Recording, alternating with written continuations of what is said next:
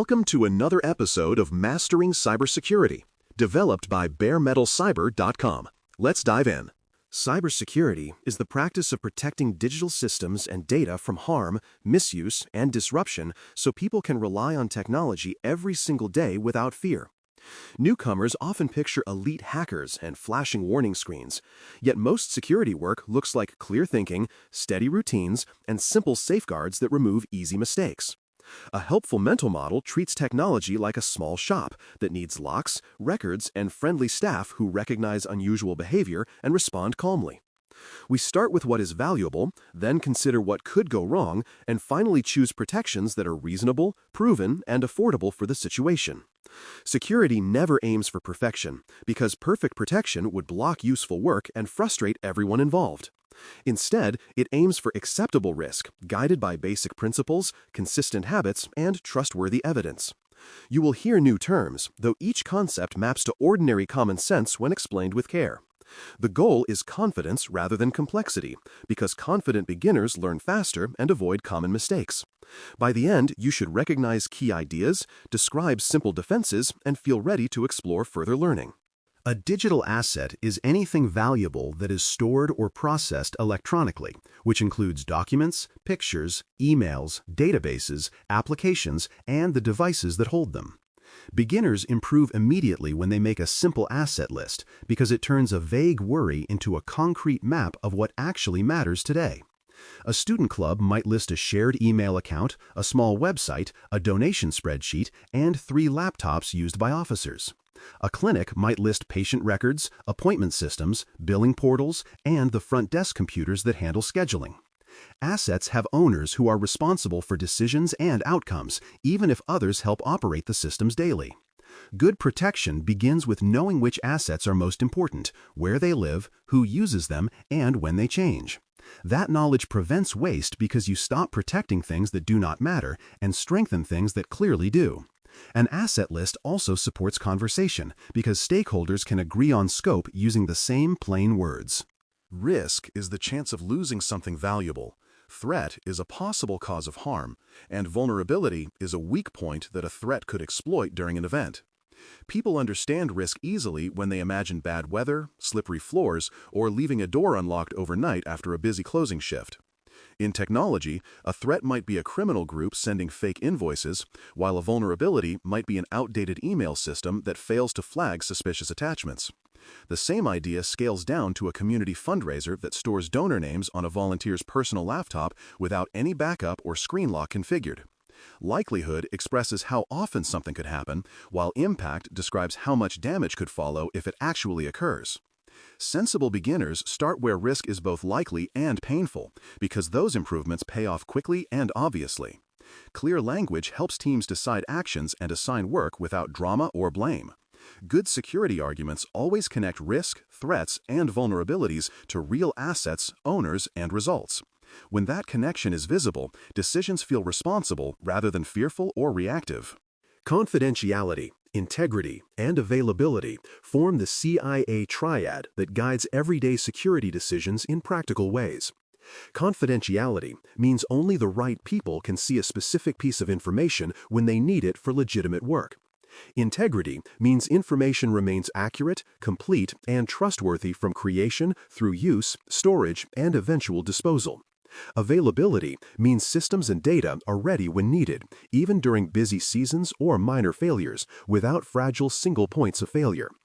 A college bookstore website protects confidentiality by limiting access to discount codes, protects integrity by preventing unauthorized price changes, and protects availability by using reliable hosting with simple fallback plans. The triad is not theoretical because every safeguard should support one or more of these goals with clear evidence. When you face a decision, ask which part of CIA is at stake and choose the simplest control that improves that property today. Using the triad as a lens keeps teams focused on outcomes rather than confusing jargon.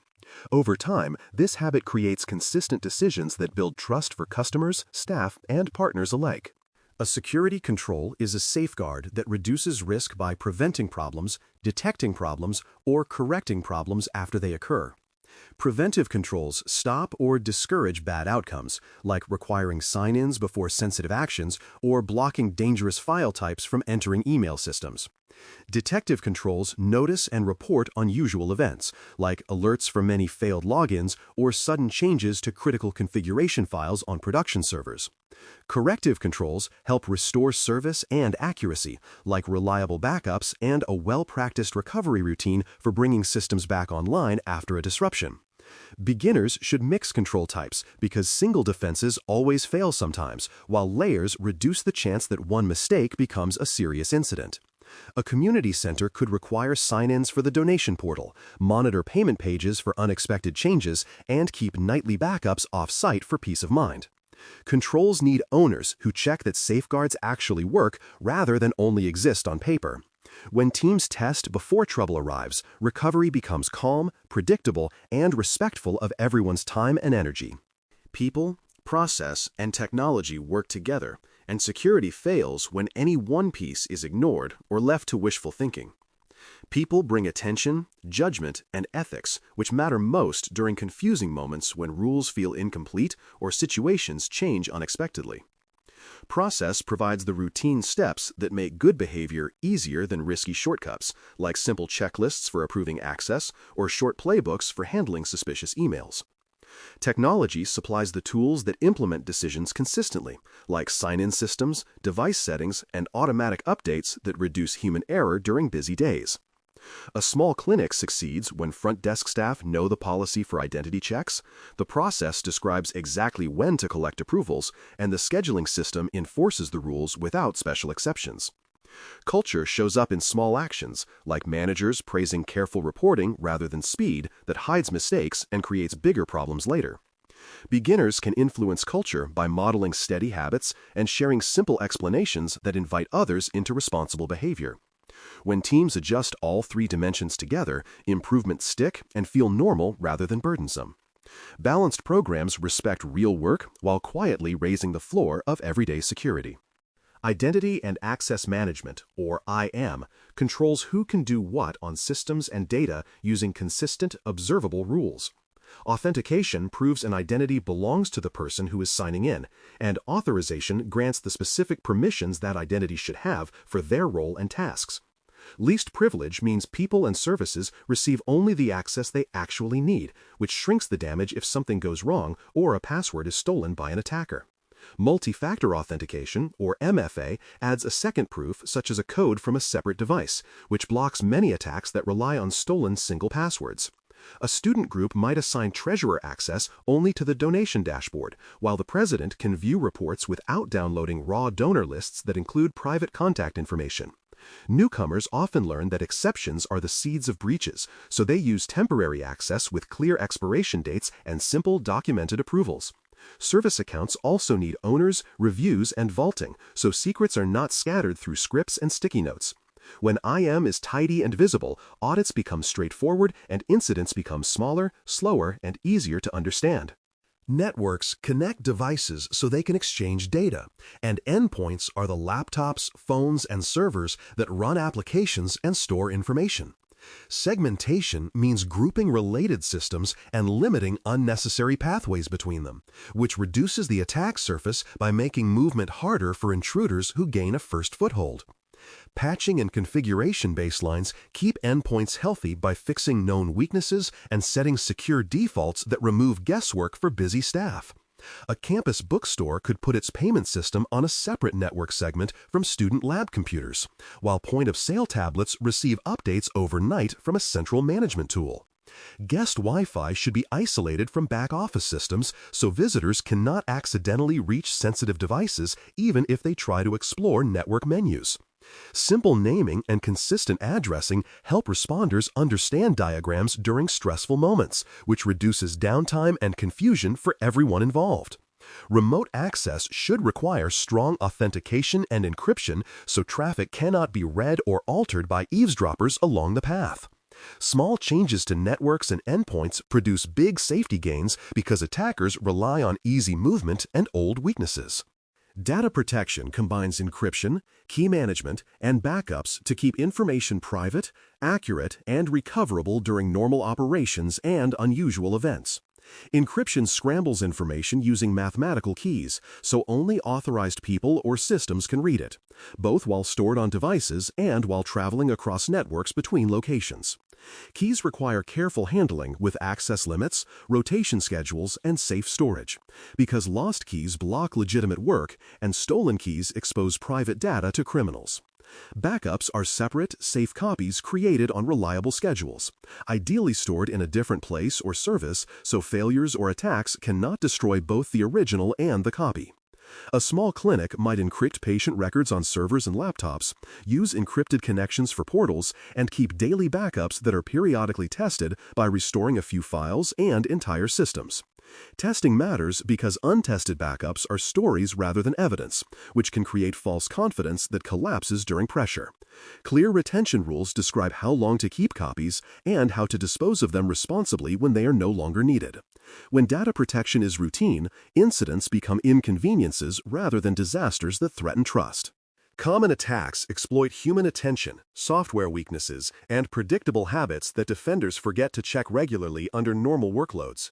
Phishing sends messages that look legitimate but carry links or attachments that capture passwords or install malicious software that spies or steals information.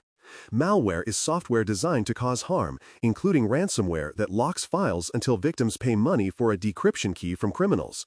Social engineering manipulates people into breaking rules by impersonating coworkers, vendors, or officials who pressure targets with urgency or friendly authority. A community fundraiser might receive a message that appears to be from the treasurer, requesting a quick gift card purchase for a donor, only with a new phone number and clever urgency. Attackers win when targets rush, skip checks, and trust unusual requests without verification through trusted channels. Defenders win when teams expect these tricks, slow down, and use simple verification steps that are easy to remember during busy days. Training works best when connected to everyday tools and tasks rather than abstract slides that people forget quickly after the session ends. Clear examples and short refreshers keep attention high and habits strong. Everyday safeguards block common attacks by fixing known weaknesses and requiring 2 or more proofs before allowing risky actions that could cause harm quickly. Updates, often called patches, repair software flaws that attackers scan for constantly. So timely patching turns an open door into a closed door with minimal effort. Strong passwords or passphrases make guessing harder, while password managers reduce reuse and help people handle unique credentials without frustration during normal work. Multi-factor authentication, or MFA, stops many account takeover attempts because stolen passwords alone are not enough to complete a sign-in. Screen locks, updates, and basic antivirus on personal devices reduce risk when people access organizational systems from home or while traveling across networks. Browser warnings should be respected rather than dismissed automatically, because those signals often indicate known dangerous sites or files that were previously flagged by trusted sources. Small teams can create simple norms, like verifying payment changes through a second channel before sending funds or updating stored account numbers. When everyday safeguards are consistent, attackers move on to easier targets who skipped these boring but powerful steps. Boring controls often produce the most reliable protection for beginners and experts alike. Monitoring and logging record system activity so teams can notice unusual behavior, understand timelines, and respond before problems grow beyond easy recovery steps. Good logs tell who acted, what changed, where it happened, and when the event occurred using a reliable clock source that keeps consistent time across systems during daily operations. Alerting turns specific patterns into timely notifications, which helps small teams catch repeated failed sign-ins, suspicious downloads, or sudden spikes in network traffic with clear context and next steps. Incident response is the simple, repeatable set of actions used to contain, investigate, and recover from security events while communicating respectfully with affected people and partners. A small clinic might isolate an infected workstation from the network, preserve logs, restore clean images, reset credentials, and notify leadership with a brief summary of facts and actions taken. Practice matters because new responders freeze without scripts, while familiar routines reduce stress and mistakes during real events with time pressure. Beginners can start small by ensuring logs are kept, clocks are synchronized, and basic alerts reach someone who will actually review them. Honest post-incident notes improve future performance and build a culture of learning rather than blame. Calm responders limit damage and protect trust. Entry-level roles give newcomers a safe place to practice fundamentals while contributing real value under supportive oversight that encourages careful growth and steady improvement. A security analyst might review alerts, tune rules, and capture evidence for investigations while learning how to separate noise from meaningful signals. A help desk specialist with security interest might handle account requests, verify approvals, and reinforce least privilege while watching for suspicious access patterns or unusual permission combinations. Governance, risk, and compliance assistants can maintain policy libraries, track training completion, and help teams prepare simple evidence packages that show controls are working as intended today. Ethical conduct matters because access to systems and data requires trust, and misuse harms people directly rather than as an abstract rule violation. Curiosity helps because learners who explore tools, read logs, and test safe scenarios gain fluency faster and teach others clearly. Home labs and community workshops build confidence and create friendly networks that share practical tips while avoiding hype. Small wins matter, like improving a patch cycle or simplifying an access request form that previously confused everyone. These early experiences become the foundation for deeper roles across the field. Cybersecurity also depends on clear communication that meets people where they are, without assuming knowledge they have not yet learned or practiced confidently. Teams work better when writers avoid dense jargon and explain actions with concrete subjects, simple verbs, and observable outcomes that anyone can verify. A helpful message names the system, describes the change, and states the expected result using times and locations that match the audience's daily reality. When changes affect many people, short notes with links to support channels reduce confusion and stop rumors from creating unnecessary fear or resistance across departments. Plain language reporting also helps leadership make responsible decisions because costs, benefits, and trade-offs become visible without translation errors or missing detail. Beginners who practice writing clear tickets, simple incident summaries, and tidy access requests create momentum that others appreciate and emulate naturally. Over time, this communication habit lowers stress because fewer problems escalate due to misunderstandings or missed expectations during busy projects. Respectful clarity builds trust, which is the quiet fuel behind successful security improvements. Trust grows when words match actions and evidence confirms the story being told. Security improvements should be small, regular, and visible because steady motion beats ambitious projects that never finish under real constraints. Newcomers can plan weekly routines that check patches, review access changes, and read a short log summary that highlights unusual activity worth understanding. Monthly routines might include a simple backup restore test that proves recovery works and a quick scan for unused accounts that should be removed to reduce unnecessary risk. Quarterly routines might refresh training with 2 practical examples tied directly to current tools and processes that people use every day. Small organizations benefit from choosing a few metrics they actually review, like patch delay, incident response time, and the number of accounts with MFA enabled. The point is not the number itself, but the conversation that follows when trends improve or worsen unexpectedly across busy seasons. Visible results encourage participation because people see progress and understand how their actions contributed to safer outcomes. Consistency wins because attackers look for neglected corners and stale habits that no one checks anymore. Rhythm creates resilience by turning security into routine maintenance rather than a special project that requires extraordinary effort. Vendors and tools can help, but beginners should first master the why behind each safeguard before switching platforms or buying features they will not use. Tool choices matter less than consistent habits, clear responsibilities, and evidence that shows protections actually work when tested during normal operations. A simple email filter helps, but users who verify unusual messages prevent more harm than expensive systems left unmonitored and misunderstood. Password managers bring order, yet they still require strong master credentials and MFA to protect the single vault that now holds many keys. Cloud services offer strong defaults, although misconfigured settings can expose data widely, which is why guided checklists and peer reviews help prevent unintentional exposure. Teams should document minimal viable configurations that new devices and services must meet before production use, which keeps standards visible and easy to follow. Friendly peer checks uncover oversights before attackers do, because fresh eyes notice assumptions that seemed obvious to original authors. When tools support process and people, improvements persist beyond individual champions or temporary funding. Healthy skepticism paired with curiosity leads to wise adoption and fewer surprises. Legal duties, contractual promises, and community expectations shape security choices, even for very small organizations that believe they are too small to matter. Privacy laws require care with personal information, while payment services impose rules for handling card data even when volumes are low. Schools and clinics hold records that affect families directly, so breaches carry human consequences beyond fines or technical recovery tasks after announcements.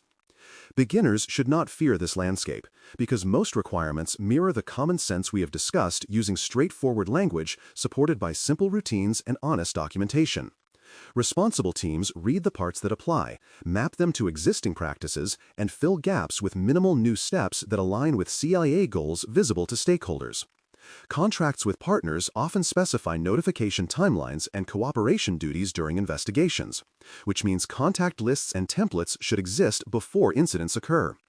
Respect for expectations builds trust with customers, donors, and neighbors who share networks, sidewalks, and community spaces daily. When security choices reflect these obligations, decisions make sense to non-technical audiences without extra persuasion. Good alignment reduces friction and prevents last-minute scrambles. Learning never ends in security because technology, tactics, and everyday work keep changing, which means habits must adapt as well. Newcomers can follow a simple loop that observes a system, makes a small change, measures the effect, and documents lessons so others benefit. Reading short advisories from reliable sources once a week keeps vocabulary fresh and points to specific actions when threats rise. Practicing in safe environments builds intuition, which helps during real incidents when time is short and uncertainty is high. Mentoring relationships accelerate growth and keep people engaged, because encouragement and honest feedback reduce self-doubt during early stages. Public communities share practical wisdom generously, which helps beginners avoid lonely struggles and reinvented wheels that waste limited energy. Curiosity turns problems into puzzles rather than personal failures, which sustains motivation across long projects and difficult days. Clear goals and supportive teams make the field welcoming for people from many backgrounds and experiences. The path is wide enough for analysts, builders, teachers, and organizers who all contribute to safer digital spaces. We have covered what cybersecurity means in everyday terms and how simple models guide practical choices that reduce risk without blocking useful work.